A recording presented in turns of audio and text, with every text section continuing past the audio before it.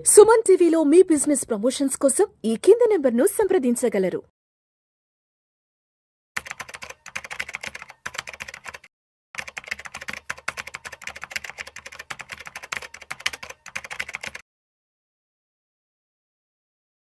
Welcome to Vishnu talks. నేను మీ విష్ణు. ప్రస్తుతం నాతో పాటు senior stock market analyst Malempati Prabhu garu ఉన్నారు. వారితో మాట్లాడదాం. సార్, ప్రభు గారు నమస్తే. సార్ నమస్తే Vishnu garu. Welcome to Vishnu talks. Thank you for calling sir. Right. So Prabhu garu, నేను మొత్తానికి ఫిబ్రవరి 1వ తారీఖున 2025-26 ఆర్థిక సంవత్సరానికి గాను కేంద్ర ఆర్థిక శాఖ మంత్రి నిర్మలమ్మ గారు బడ్జెట్ను తీసుకొచ్చేశారు.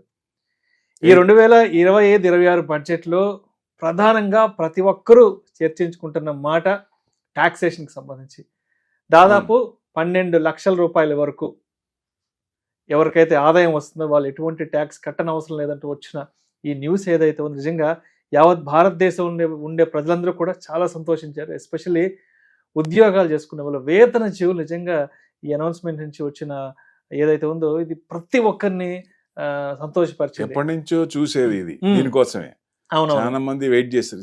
ఇస్తాం అన్నా కానీ ఇప్పుడు దాకా ఇవ్వలేదు. సో ఇది హర్షించదగినది. సో ప్రతి ఒక్కళ్ళు మిడిల్ క్లాస్ కానీ ఎంప్లాయీస్ కానీ they are very much happy. So అయితే ఈ 2025-26 ఆర్థిక సంవత్సరానికి గాను దాదాపు తొలిసారిగా మన బడ్జెట్ 50 లక్షల కోట్ల రూపాయలు కూడా దాటిపోయింది. 50 లక్షల కోట్ల రూపాయల బడ్జెట్ ఈ సంవత్సరం తీసుకురావడం జరిగింది. సో మరి ఈ బడ్జెట్లో ఏ రంగాలకు ఎంతెంత కేటాయింపులు జరిపారు, సో మరి ముఖ్యంగా మనం మాట్లాడుకోవాల్సిన, మనం గుర్తు పెట్టుకోవాల్సిన మెయిన్ అనౌన్స్మెంట్స్ ఏ ఉన్నాయి ఈ బడ్జెట్లో? జనరల్గా 8th టైం అండి ఇది ఆమె ఇచ్చిన బడ్జెట్. 1 అవర్ పైనే ఉంటుంది. బట్ ఈసారి 74 మినిట్సే ఇచ్చేసుకోరు. వాళ్ళకి ఏంటంటే ఇది కేవలం జనతా జనార్దన్ బడ్జెట్ అని ముందే వాళ్ళు ఇదయ్యారు కాబట్టి ఆమె రావటంతోనే దేశం అంటే మట్టి కాదు, దేశం అంటే మనుషులే అందామా. సో అంటే అప్పుడే అర్థమైపోయింది. సో ఇది Janata Janardhan budget, middle class వాళ్ళకి, లోవర్ మిడిల్ క్లాస్ ఫ్యామిలీస్ కి అట్రాక్ట్ చేసుకోవాల్సిన బడ్జెట్ వాళ్ళు. ఎందుకంటే ఇది మెయిన్ ఈ ఆలోచన రావటానికి కూడా ఒక కారణం ఉందండి. సోషల్ మీడియాలో విపరీతంగా ట్రోల్ అయింది మీ మేనేజ్మెంట్ కానీ మీకు కానీ. ఎందుకంటే ఎంత భగీరథ ప్రయత్నం అంటే ఎంత కంటిన్యూస్గా వీళ్ళు ఎందుకు ఇవ్వరు అంటే టోటల్గా చూస్తే అసలు ఈసారి ఇవ్వకపోతే ఏమైపోతామో అన్న ఇది వచ్చింది వాళ్ళకి, ఒక థాట్ వచ్చింది. సో అందుకని నిజంగా హ్యాట్స్ ఆఫ్ చెప్పచ్చు సోషల్ మీడియా అంతా. It's very good. ఎందుకంటే 12 లక్షలు అనేది ఎప్పటి నుంచో అసలు 10 లక్షలు ఇస్తారే అనుకున్నారు. 10 లక్షలు కూడా ఇస్తారా లేదా అనుకున్న దాన్ని 12 లక్షలు ఇచ్చారంటే ఇట్స్ ఫెంటాస్టిక్ కదా. భగీరథ ప్రయత్నం సఫలీకృతం అయినట్టే. So hats off to you sir. So ఇట్లా మెయిన్ ఏంటంటే వాళ్ళు ట్యాక్స్ స్లాబే మార్చారు. ట్యాక్స్ స్లాబ్ బాగా 12 lakhs వరకు ట్యాక్స్ లేదు. అంటే 12 లక్షల లోపల ఉన్న వాళ్ళకి ట్యాక్స్ లేదు. సపోజ్ ఎవరికన్నా 12 లక్షలు దాటింది అనుకోండి, అది డిఫరెంట్ గా వచ్చేస్తుంది మళ్ళీ. సో 4 lakhs వరకు ట్యాక్స్ ఉండదు. 12 lakhs అయితే 68,000 పాతది ఉండేది, అక్కడికి మనకి అది కూడా వేవ్ అయిపోతుంది. 69,000 వస్తుంది. అదే మీకు 15 లక్షలు అనుకోండి, 1,25,000 లాస్ట్ టైం వచ్చేది, ఇప్పుడేమో 93,750 వస్తుంది రివైజ్ అయిన తర్వాత. 20 lakhs కేమో 2,67,000 వస్తే 1,85,000 వస్తుంది. అంటే 25 lakhs కి 4,17,000 అవుతే 3,07,500 వస్తుంది. సో ఇది జనరల్ గా దీనికోసం విపరీతంగా వెయిట్ చేశారు చాలా మంది. సో ఎక్కువ మందికి ఉద్యోగస్తులకి మంచిది బెనిఫిట్, వరాల జల్లు ఇది 100%. ఎప్పటి నుంచో తీరని కోరిక అనుకోవచ్చు ఒక రకంగా. సో ఇప్పుడు మోక్షం కలిగింది కేవలం సోషల్ మీడియా వల్ల ఇది జరిగింది. నా రిక్వెస్ట్ ఏంటంటే ఇదే కంటిన్యూషన్ కూడా నెక్స్ట్ కూడా కొంచెం తీసుకెళ్తే, హైప్ తీసుకెళ్తే అన్ని పెరిగిపోతున్నాయండి, విపరీతంగా పెరుగుతున్నాయి. శాలరీస్ పెరగట్లా, మిడిల్ క్లాస్ వాళ్ళు పెరగట్లా, శాలరీస్ ఏమో అట్లనే ఉన్నాయి, అన్ని వస్తువులు మనం ఏది కొన్నా పెరిగిపోతున్నాయి. సో 20 lakhs వరకు చేస్తేనే కరెక్ట్. ఇది నెక్స్ట్ చిన్నగా కొంచెం మీడియా సపోర్ట్ తో 20 lakhs వరకు తీసుకెళ్తే బెస్ట్ అని నా ఉద్దేశం. డెఫినెట్ గా అందరూ హ్యాపీగా ఉంటారు. 12 లక్షలు కూడా మంచిది. ఇది జనరల్ గా బీజేపీ ఇంత అమౌంట్ ఎప్పుడు ఇవ్వలేదు. వాళ్ళు ఫస్ట్ నుంచి కూడా ఇస్తా ఉన్నారే కానీ ట్యాక్స్ హోప్స్ అనేది ఫెంటాస్టిక్, నిజంగా హ్యాట్స్ ఆఫ్ టు మోడీ అనుకోవచ్చు ఈసారి. So it's right decision right టైంలో, అది కూడా ఎలక్షన్స్ ఉన్నాయి ఇచ్చిన బెనిఫిట్ అవుతుంది కదా, ఇంతమందికి బెనిఫిట్ అవుతుంది కదా, ఇట్స్ ఎ పాజిటివ్ పాయింట్ అండి. సో నెక్స్ట్ అంటే మోర్ డిస్క్రిషనరీ అమౌంట్ జనాల దగ్గర ఉంటుంది. అంటే ఇప్పుడు క్యాష్ మన దగ్గర ఉంటుంది, ఇదివరకు ట్యాక్స్లు కట్టి అవి కట్టి అన్ని చూస్తే శాలరీ అయిపోగానే ఏం మిగిలేదు కాదు. ఇప్పుడు అమౌంట్ మిగులుతుంది కాబట్టి ఇన్వెస్ట్మెంట్, సేవింగ్, స్పెండింగ్ పెరుగుతాయి. అంటే మార్కెట్లో రొటేషన్ అవుద్ది, జీడిపి పెరుగుతుంది. ఇది వెరీ గుడ్ పాజిటివ్. అంటే ఈ బడ్జెట్ ని ఇట్లానే చూడాలి. మిగతా సెక్టర్ కి పెద్ద విపరీతంగా ఇచ్చినట్లేదు, ఎక్స్పెక్ట్ చేసినంత కూడా ఇవ్వలేదు. ఓన్లీ ట్యాక్స్ ఇది మటుకు బాగా ఇచ్చేశారు. సో ఇప్పుడు ఆటోస్ ఉన్నాయి, అంటే జనాల దగ్గర ఎక్కువ డబ్బులు ఉంటాయి కాబట్టి ఇంకా ఈవెన్ ఖర్చు చేయడానికి ఎక్కువ, స్పెండింగ్ చేయడానికి ఎక్కువ ఇదవుతారు. ఆటోస్ కానీ, స్విగ్గీ కానీ, ఎస్బీఐ కార్డ్స్ మీద కూడా ఇచ్చేస్తారు కాబట్టి, ఏషియన్ పెయింట్స్, డ్రీమ్ ఫోక్స్ ఇట్లాంటి అన్ని కంపెనీస్ అన్ని బాగుంటాయి. ఎఫ్ఎంసీజీ పిఈ 5 years పిఈ 41 ఉందండి, 41 ఉంది. ఇక్కడేమో 45 ఉంది ప్రెసెంట్. సో ఎఫ్ఎంసీజీ ఇప్పుడు ప్రస్తుతానికి అంత రియాక్ట్ అయినా లాంగ్ టర్మ్ లో అంత రియాక్ట్ అయ్యే ఛాన్స్ లేదు. ఆటోస్ మటుకు 79 పిఈ ఉంది, 5 years పిఈ. సో అది ఇప్పుడు చూస్తే 22 ఉంది. It's very good. ఆటోస్ మటుకు ఈ సంవత్సరం విపరీతంగా పెరుగుతాయి, కార్లు ఇవన్నీ భయంకరంగా పెరుగుతాయి, దాంట్లో ఇన్వెస్ట్మెంట్ చేసుకోవచ్చు. సో ఆటోస్, ఎయిర్లైన్స్, డిస్క్రిషనరీ పెరుగుతుంది కాబట్టి టూరిజం అవన్నీ పెరుగుతాయి, దానివల్ల మెయిన్ ఇదవుతుంది. ఎఫ్ఎంసీజీలో 3 పిల్లర్స్ మెయిన్ తీసుకుంటే rural infrastructure, manufacturing, consumer spending. వీటి వల్ల కన్జ్యూమర్ స్పెండింగ్ రూరల్ ఇది జరిగితే ఏమవుతుంది, జాబ్ క్రియేషన్ అవుతుంది. జాబ్ క్రియేషన్ అయితే ఎకనామిక్ యాక్టివిటీ పెరుగుతుంది. సో దానివల్ల ప్లస్ అవుతుంది ఇట్లా చూసుకుంటే. సో ఎకనామిక్ సర్వే ఏం చెప్పిందంటే కోవిడ్ లో చూసిన తర్వాత 6 లక్షల డాక్టర్లు అవసరం అవుతారు అని చెప్పారు. అందుకని నెంబర్ ఆఫ్ సీట్స్ పెంచుతున్నారు, నెంబర్ ఆఫ్ కాలేజ్ కూడా, మెడికల్ కాలేజ్ కూడా పెరుగుతాయి. It's very good sign. Plus insurance లో ఎఫ్డిఐ లిమిట్ 75% ఉంది, దాన్ని 100% చేస్తున్నారు. అంటే బయట నుంచి వచ్చే అమౌంట్ ని మళ్ళీ బయటికి వెళ్లకుండా లాక్ చేస్తున్నారు ఒక రకంగా ఇక్కడే. సో అది కూడా ప్లస్ పాయింట్ అవుతుంది. హెచ్డిఎఫ్సి లైఫ్ కానీ, ఎస్బీఐ లైఫ్ ఇట్లాంటి కంపెనీస్ అన్ని బాగానే ఉండొచ్చు, ఎందుకంటే ఫ్లో ఎక్కువ అవుతుంది కాబట్టి. 75% ఇప్పుడు 100% వచ్చేస్తుంది ఎఫ్డిఐ లిమిట్. సో అవన్నీ ఫ్లరిష్ అవుతాయి బాగా. సో ఢిల్లీ, బీహార్ ఎలక్షన్స్ ఉన్నాయి కాబట్టి ఒక రకంగా బీహార్ ని మనసులో పెట్టుకొని ఇచ్చినట్టు ఈ ట్యాక్స్ హోప్స్ వాళ్ళకు కూడా ఎక్కువ ఇచ్చారు. ఏ స్టేట్ కి కూడా ఇవ్వండి, ఎలక్షన్స్ అక్కడ ఉన్నాయి కాబట్టి ఎక్కువ ఇది ఇచ్చారనుకోవచ్చు. National institute of food processing unit అక్కడ స్టార్ట్ చేస్తున్నారు, కొన్ని స్టేట్లు కలిపి. అక్కడ వాళ్ళందరికీ అదే చూస్తుంది. గ్రీన్ ఫీల్డ్ ఎయిర్పోర్ట్ ఒకటి చేస్తున్నారు, శాంక్షన్ చేశారు. ఈవీకి బూస్ట్ ఇచ్చారు. సో ఏ స్టేట్ కి కూడా అంత ఇవ్వాల. సో డెఫినెట్ గా బీహార్ ఎలక్షన్స్ ఉన్నాయి కాబట్టి ఇన్నారు. ప్లస్ 50 places కి టూరిస్ట్ స్పాట్స్ బాగా దానికి బాగా డెవలప్ చేస్తున్నారు. సో ఇట్లా ఎంఎస్ఎంఈకి 10 crores లోన్స్ వచ్చాయి, దాన్ని 20 crores చేశారు. సో కొత్త ఇది కంపెనీస్ వచ్చే అవకాశం ఉంటుంది, డెఫినెట్ గా గ్రోత్ ఉంటుంది. న్యూక్లియర్ ఎనర్జీ ప్రైవేట్ లిమిటెడ్ వీటికి కూడా బాగా ఇది ఇచ్చారు. న్యూ స్కీమ్స్, ఆన్లైన్ ప్లాట్ఫామ్ చేసే వాళ్ళకి, వర్కర్స్ వాళ్ళకి ఐడెంటిటీ కార్డ్స్ కానీ, రిజిస్ట్రేషన్ కానీ, ఈ శ్రామ్ పోర్టల్ అని ఒకటి పెట్టారు. సో దానివల్ల ఏంటంటే ఎక్కువ మంది ఇదివరకు ప్రైమ్ మినిస్టర్ జన ఆరోగ్య దాని కింద వచ్చేవాళ్ళు కాదు, వీళ్ళందరూ బెనిఫిట్ అవుతారు. టెంపరీ జిగ్ వర్కర్స్ అంటారు వాళ్ళందరూ. ఎందుకంటే middle class and lower middle class కే ఈ బడ్జెట్ అనుకోవాలి ఈసారి. సో డెఫినెట్ గా ఇది అందరికి బూస్ట్ చేసి ఇవి ఉన్నాయి. And PM prime minister Svanidhi scheme కింద కూడా 30,000 లోవర్ మిడిల్ క్లాస్ అంటే లోన్స్ కూడా 5,000, 10,000 ఇచ్చేవాళ్ళు, వాళ్ళకి 30,000 పెంచారు. అంటే మార్కెట్ లోకి మనీని బూస్ట్ చేస్తున్నారు. సో రొటేషన్ ఎక్కువ అవుద్ది, కానీ అందుకని ఎక్కువ ప్లస్ అవుద్ది, కన్సంప్షన్ ఎక్కువ అవుద్ది, మనకి పాజిటివ్ అవుతుందని. బాగా పూర్ పీపుల్, వల్నరబుల్ వాళ్ళకి కూడా, గ్రూప్స్ కూడా మంచి సపోర్ట్ చేయాలని, సస్టైనబుల్ లైవ్లీహుడ్ వాళ్ళకి ఇవ్వాలని, క్వాలిటీ ఆఫ్ లైఫ్ పెంచాలని. అంటే ఇప్పుడు దాకా ఏంటంటే ఓన్లీ కార్పొరేట్స్ కి ఇచ్చేస్తున్నారు, మిడిల్ అండ్ లోవర్ పట్టించుకోలేదు అన్న ఇది, దీన్ని కొంచెం కనబరచడానికి అన్నట్టుగా కొంచెం డిఫరెంట్ చూపించారు ఈసారి. ఇట్స్ మంచిది అనుకోవచ్చు. ప్లస్ లెదర్ దానికి మంచి బూస్ట్ ఇచ్చారు ఇవాళ. హిందుస్థాన్ ఫుడ్స్ కూడా షూ మేకింగ్ కంపెనీలోకి వస్తోంది. సో మీర్జా ఇంటర్నేషనల్ 15% పెరిగింది, ఎప్పుడు అంత పెరగంది. సో రిలాక్స్ ఫుట్వేర్ కానీ బాటా కానీ ఇవన్నీ 8%, 9% పెరిగినాయండి. అంటే లెదర్ దాంట్లో కొత్త పాలసీ తెచ్చి దాని నుంచి బెనిఫిట్ అయ్యేటట్టు, కొత్త ఎంప్లాయ్మెంట్ కూడా క్రియేట్ అయ్యేట్టు 22 లక్షల మంది ఎంప్లాయ్మెంట్ కొత్తగా క్రియేట్ అవుతుంది. సో ఇన్వెస్ట్మెంట్ కూడా 4 లక్షల కోట్లు దాంట్లో వస్తాయంట. సో ఎక్స్పోర్ట్స్ కూడా 1.1 lakh crore చేయొచ్చు, దాన్ని బూస్ట్ సపోర్ట్ ఇస్తున్నారు. సో మిర్జా కూడా 630 crores లో 2024 చేసింది, దాంట్లో 515 crores ఎక్స్పోర్టే ఉంది. సో ఎక్స్పోర్ట్ కూడా ఎక్కువ పెంచుతారనే ఉద్దేశం.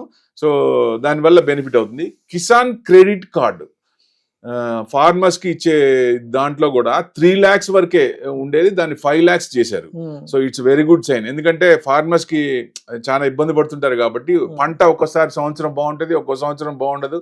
బాగున్నప్పుడు ఏమో ఇంటి ముందు ట్రాక్టరు, స్కూటరు, కార్లు వస్తాయి, బాగుండని సంవత్సరాల్లో అవన్నీ అమ్మేసుకొని మళ్ళీ నార్మల్ గా వస్తారు.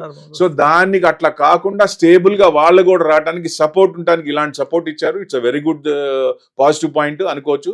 7.7 lakhs ఫార్మర్స్ కి బెనిఫిట్ అవుతారు. దాదాపుగా 9.81 lakh crores ఈ ఆపరేషన్ అవుతుంది. So amount, so it's very good sign. So total గా చూస్తే బడ్జెట్ ది మిగతా వాటికి అంత ఇవ్వలేదు, కానీ ఐటీకే, రియాలిటీ సెక్టర్ కి 25% పడింది. అది రీసెంట్ గా మొన్నటి దాకా కన్జంప్షన్ కొంచెం పెరుగుద్దనే ఉద్దేశంతో, జనాల దగ్గర డబ్బులు ఉంటాయి కాబట్టి కన్జంప్షన్ పెరుగుతుంది. సో ఇన్వెస్ట్మెంట్ పెరుగుద్ది కాబట్టి రియాలిటీ సెక్టర్ కూడా 9% పెరిగింది.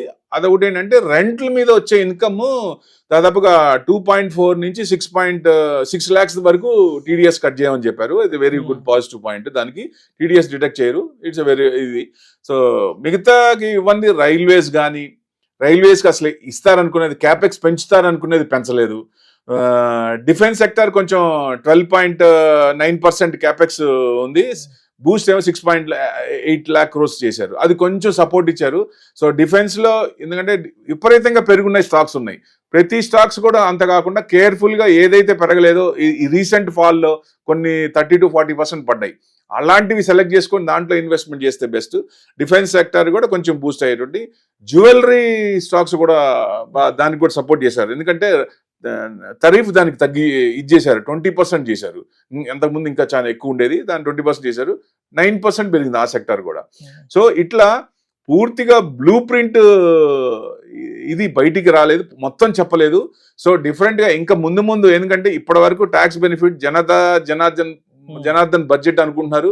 మిగతా వాటికి కూడా, మిగతా సెక్టార్స్ కూడా ఏమేమి ఉన్నాయో ఏం బూస్ట్ ఇస్తారు. ఎందుకంటే మధ్యలో అమెండ్మెంట్స్ కూడా ఇవ్వచ్చు, దీంతో ఆపాల్సిన పని లేదు. సో వాటికి కూడా కొంచెం బూస్ట్ ఇస్తారు, జనరల్ గా మారుస్తారనే ఉద్దేశం. ఇస్తే మంచిది. ఇంకా అంటే ఎకానమీ మీద ఇంపాక్ట్ ఏంటి? ఎఫ్ఐఎస్ కానీ, ఎఫ్ఐఎస్ కంటిన్యూస్ గా అమ్ముతున్నారు, మరి వాళ్ళు ఏం పట్టించుకోలేదు, వాళ్ళకి ఏం ఇచ్చేయలేదు. సో మెయిన్ మనకి డ్రాబ్యాక్ కల్లా ఎఫ్ఐఎస్ దాదాపుగా లాస్ట్ జనవరి నుంచి ఈ జనవరి తీస్తే దాదాపుగా 4 lakh crores దాకా అమ్మారు నియర్లీ. సో డెఫినెట్ గా మరి అంత అమౌంట్ బయటికి పోతే కష్టం కదా. సో వాళ్ళని అట్రాక్ట్ చేయాలి మెయిన్. ఎందుకంటే మనకి డిఐఎస్ రిటైల్ తో పాటు ఎఫ్ఐఎస్ కూడా కావాలి, వాళ్ళని వదిలేసుకుంటే ఎట్లా? వాళ్ళకి మటుకు ఎక్కడ ఏమి ఇవ్వలేదు. నేను అనుకుంటే మధ్యలో ఏమన్నా బూస్ట్ ఇచ్చి మళ్ళీ ఏదైనా చేయొచ్చు ఎఫ్ఐఎస్ కూడా. ఎందుకంటే వాళ్ళు ఎప్పుడు 5% బాండ్ ఈల్డ్ యూఎస్ లో వస్తున్నప్పుడు వాళ్ళు అట్రాక్ట్ అవుతున్నారు, ఏ టెన్షన్ లేకుండా అటు పోతుంది కాబట్టి. సో ఆ అమౌంట్ యూటర్న్ తీసుకోవాలంటే ట్యాక్స్ సోపు ఏదో ఒకటి ఎఫ్ఐఎస్ కి ఇవ్వాల్సిందే, ఇస్తేనే వస్తుంది. ఎప్పుడైతే ఆ బాండ్ ఈల్డ్ తగ్గుతుందో, ఈ యూటర్న్ తీసుకున్నారో, అప్పుడు మన మార్కెట్ ఇదవుతుంది. సో ఈ సంవత్సరం మిగతా వాటికి ఎక్స్పెక్ట్ చేసినంత బూస్ట్ సెక్టర్కి ఏమి ఇవ్వలేదు కాబట్టి మెయిన్ మనం చూడాల్సిందా fiscal deficit. 4.4% FY26. It's a very good sign. ఎందుకంటే ఎఫ్ఐఎస్ కూడా చూసేది ఇదే, ఎప్పుడైతే ఫిజికల్ డిఫిసిట్ తక్కువ ఉందో ఆ కంట్రీకి అప్పులు తక్కువ ఉంటాయి. సో డెఫినెట్ గా ఎవరికైతే అప్పులు తక్కువ ఉంటే వాళ్ళు ఫ్రెష్ గా స్ట్రాంగ్ ఉన్నట్టే లెక్క కదా. సో డెఫినెట్ గా వాళ్ళు అట్రాక్ట్ కావాలంటే it's a very good sign. 4.4% వరకు ఇచ్చేస్తున్నారు. అంటే స్టేబుల్ కంపెనీ అనుకోవచ్చు, ఇండియా స్టేబుల్ కంపెనీ లాగా, అవుట్లుక్ డెట్ లో కంపెనీ అని తీసుకోవచ్చు. సోవర్జిన్ రేటింగ్ కూడా విల్ రిమైన్ కాన్స్టెంట్. సో డెఫినెట్గా ఎక్కువ అట్రాక్ట్ కావడానికి అంటే ఇవన్నీ FIAs కి ఒకేసారి చెప్పకుండా సింపుల్ గా ఒక్కొక్క బాణం వదులుతున్నట్టు అనిపిస్తోంది. సో డెఫినెట్ గా ఈ కమింగ్ మంత్స్ లో మార్పులు రావచ్చు డెఫినెట్ గా. ఎందుకంటే 4.5% ఉంది ఇప్పుడు కాంగ్రెస్ గవర్నమెంట్ లో.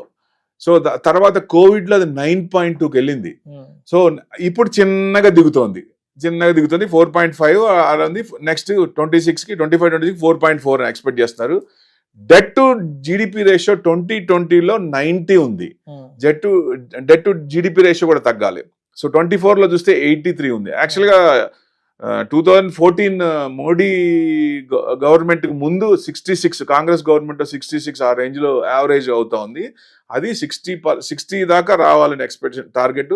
నెక్స్ట్ ఈ టర్మ్ లో దాదాపుగా దాన్ని కిందకు వచ్చే అవకాశాలు ఎక్కువ ఉన్నాయి. ఇవి ఈ మెయిన్. సో డెఫినెట్ గా బడ్జెట్ అనేది మిడిల్ క్లాస్ వాళ్ళకి అట్రాక్ట్ గానే ఉంది. సో డెఫినెట్ గా న్యూక్లియర్ ఎనర్జీ ఎమిషన్ అది కొంచెం బూస్ట్ ఇచ్చారు దానికి ఆ సెక్టర్కి. ఎందుకంటే 2047 కల్లా 100 gigawatts చేయాలని, సో న్యూక్లియర్ ఎనర్జీ చేయాలని, అంటే 5 ఇండిజినియస్ SMR అంటే స్మాల్ మాడ్యూల్ రియాక్టర్స్. సో దాన్ని చేస్తే ఎమిషన్ ఎక్కువ వస్తుంది. BHEL కానీ HCC కానీ LT కానీ వాల్చంద్ నగర్ కానీ ఇట్లాంటి కంపెనీలు అన్ని బెనిఫిట్ అవుతాయి. సో మేజర్గా చూస్తే బూస్ట్ ఎక్కువ ఇచ్చింది ఐటీకే, మిగతాదంతా లేదు. మ్యాక్రోస్ పరంగా చూస్తే జాబ్ క్రంచ్ ఉంది, జాబ్స్ ఎక్కువ క్రియేట్ కావట్లేదు. జాబ్స్ ఎక్కువ క్రియేట్ కావాలి అంటే లోన్స్ ఫ్రీ అవ్వాలి, ఈజీ డూయింగ్ బిజినెస్ రావాలి, దానికోసం బూస్ట్ ఇస్తున్నారు. సో గ్రోత్ ఛాలెంజెస్ ఉన్నాయి. సో మనకి జీడిపి కూడా తగ్గింది, లాస్ట్ 9 months 7 months లో ఉంది. సో రిటర్న్ ఛాలెంజెస్, రిటర్న్స్ కూడా ఎక్కువ రాలేదు కదా. లాస్ట్ ఇయర్ మనకి నిఫ్టీ కూడా 7% 8% వచ్చింది. సో టోటల్ గా చూస్తే ఎక్కువ రిటర్న్స్ వచ్చేది. దాన్ని కూడా ప్లాన్ చిన్నగా అంటే ఒకేసారి చేయకపోయినా ఈ నెక్స్ట్ 1-2-3 years లో ప్లాన్ చేసుకొని దాన్ని స్ట్రక్చర్ మారుస్తున్నారు. లాస్ట్ 3 years లో కూడా క్యాపిటల్ ఎక్స్పెండిచర్ బాగా పెట్టారు, బట్ అన్ఫార్చునేట్లీ రిటర్న్స్ అనేవి ఎక్కువ జనరేట్ కాలేదు. సో గవర్నమెంట్ స్పెండింగ్ తగ్గించుకుంటూ ప్రైవేట్ స్పెండింగ్ ని పెంచుతారు, అంటే క్యాపెక్స్ పెరగపోవచ్చు. అందుకనే ఈ సంవత్సరం మోడరేట్ రిటర్న్స్ ఎక్స్పెక్ట్ చేయాలి, ఎక్కువ రిటర్న్స్ ఎక్స్పెక్ట్ చేయకూడదు అనేది ఒక ఇది కనపడుతోంది. సో గవర్నమెంట్ స్పెండింగ్ క్యాపెక్స్ ఎప్పుడైతే పెరుగుతుందో అప్పుడు మనకి ఆటోమేటిక్గా రొటేషన్ అవుతుంది. సో ప్రైవేట్ ప్లేస్మెంట్ వస్తుంది కాబట్టి దీన్ని కొంచెం ఇది చూసుకుంటే బెస్ట్. ట్యాక్సెస్ పరంగా ట్యాక్సెస్ కూడా ఇదైంది. GST కూడా ఏమీ మార్పు లేదు ఎక్కడ, కొంచెం కూడా GSTలో ఏదో 28% 18% మ్యాక్సిమం ఉన్నాయి. సో టోటల్గా అన్ని కలిపి ఒకే రేట్లో చేయమనే డిమాండ్ ఉంది. ఎందుకంటే కొన్ని వాటికేమో 4% ఉండే 18% అయిపోయినాయి, 18% 20% 28% అయినాయి మ్యాక్స్ టు మ్యాక్స్.